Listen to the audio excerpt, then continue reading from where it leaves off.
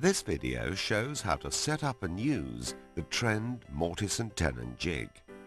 It will enable the user to cut a variety of accurate, fully repeatable mortise and tenons with ease.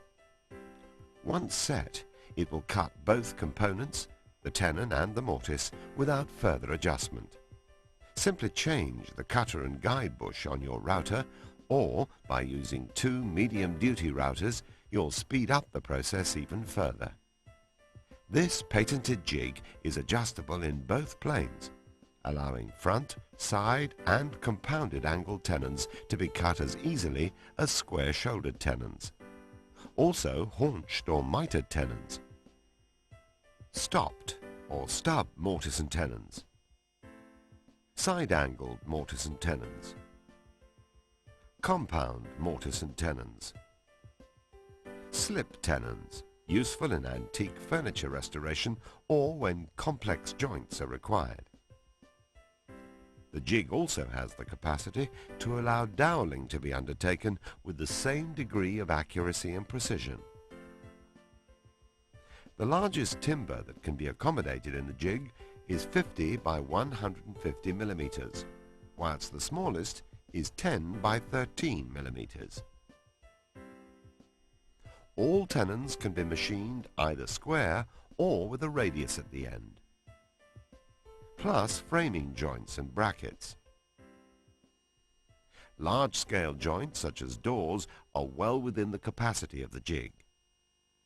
It comes complete with integral clamps, a selection of guide bushes and a high-visibility multi-purpose setup bar.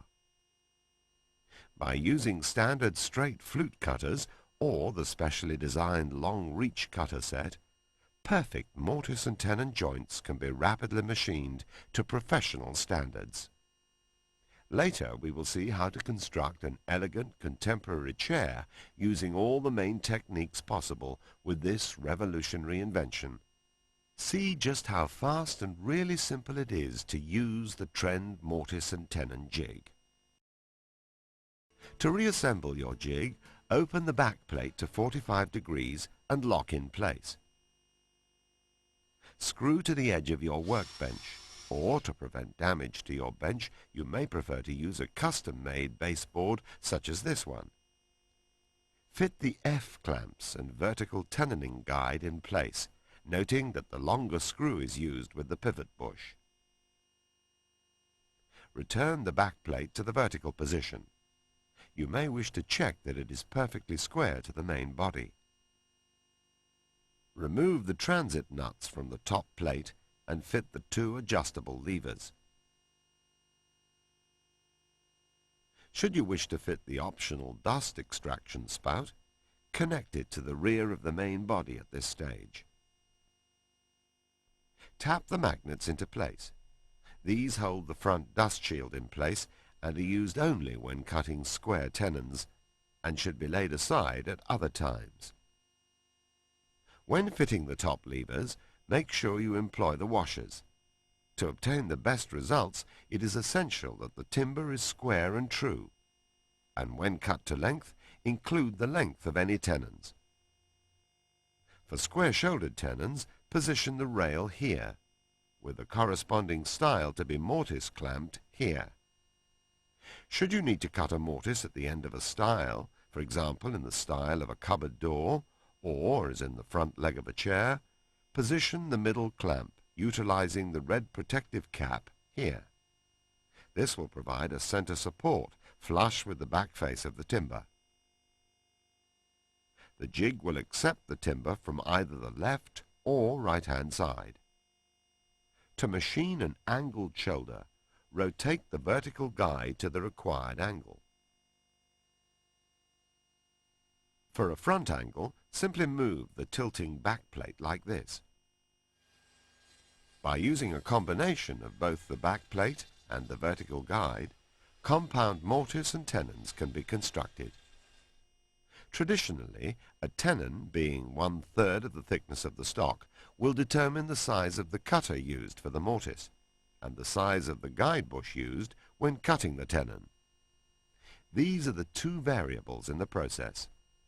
The constants are that the metal guide bush fitted with the large collar is used for all mortises, and the largest cutter, 15.9 millimeters, 5/8 of an inch, is used to cut all sizes of tenons. 1/3 of the thickness of the timber dictates the thickness of the tenon. Then, by referring to the setup bar, you can determine the correct combination of the mortise cutter and tenon guide bush required. Mark the shoulders on the tenon as normal, unlike the normal method of marking the tenon with both cheeks marked for removal with this jig. We only need to mark the center line on the end grain.